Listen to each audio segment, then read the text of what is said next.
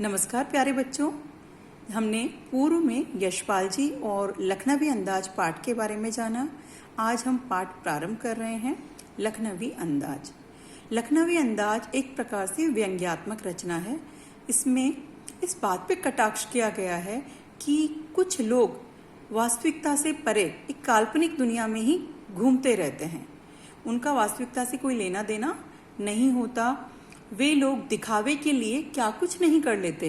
दिखावे के लिए वो छोटी सी जो चीज़ें, तुच्छ चीज़ें होती है, उनसे ये बताने का प्रयास करते हैं कि इन चीज़ों का उनकी जीवन शैली में कोई स्थान नहीं है। प्रस्तुत पाठ में भी नवाब साहब और लेखक के माध्यम से इस व्यंग को स्पष्ट करने का प्रयास किया गया है। तो आइए हम पाठ प्रारंभ करते हैं।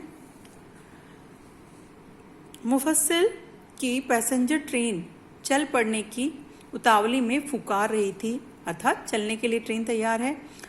आराम से सेकंड क्लास के में जाने के लिए दाम अधिक लगते हैं। दूर तो जाना नहीं था। भीड़ से बचकर एक नई कहानी के संबंध में सोच सकने और खिड़की से प्राकृतिक दृश्य देख सकने के लिए टिकट सेकंड क्लास का ही लिया।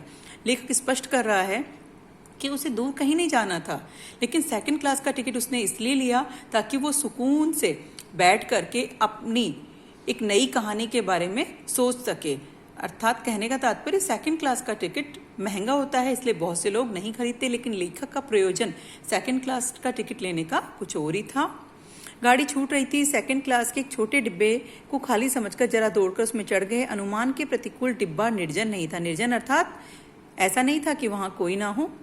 एक बर्थ पर लखनऊ की नवाबी नस्ल के सफेदपोश सज्जन बहुत सुविधा से पालथी मारे बैठे थे। सामने जो ताजे चिकने खीरे तौलिए पर रखे थे।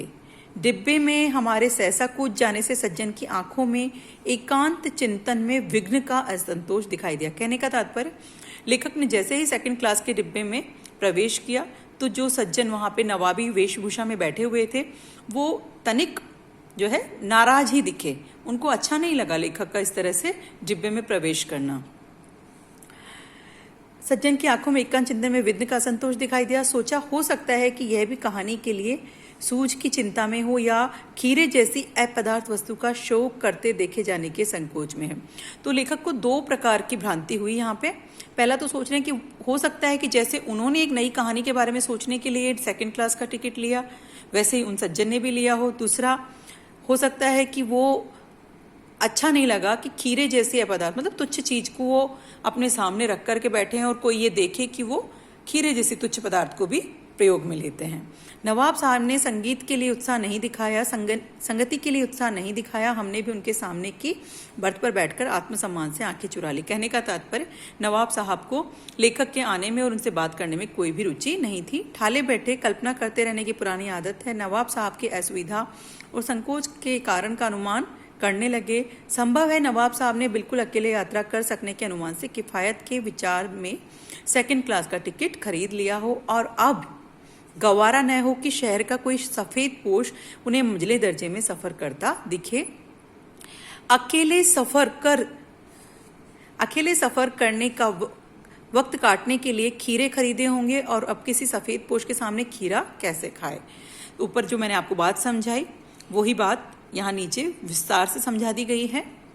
हम कनखियों से नवाब साहब की ओर देख रहे हैं, मतलब लेखक जो है सीधे नेत्रों से नवाब साहब की ओर नहीं देख रहा, वो कनखियों से अर्थात आंखें तिरछी करके वो नवाब साहब को देख रहा है। नवाब साहब कुछ देर गाड़ी की खिड़की की ओर बाहर देखकर स्थिति पर गौर करते रहे।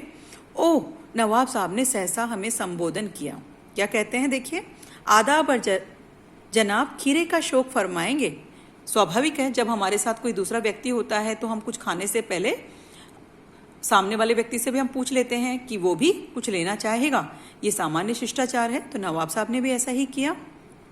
नवाब साहब का सहसा भाव परिवर्तन अच्छा नहीं लगा। भाप लिया, आप शराफत का गुमान बनाए रखने के लिए हमें भी मामूली लोगों की हरकत में लथेड़ लेना चाहते हैं। जवाब दिया, शुक्रिया, किबला शौक फरमाइए। मतलब लेखक को उनका इस तरह से जो उनके व्यवहार में परिवर्तन था वो थोड़ा सा बचकाने वाला सा लगा। उन्होंने भी बड़े शिष्टाचार के साथ कह दिया कि आप भी खाएं, उन्हें इसमें कोई रुचि नहीं है। धन्यवाद।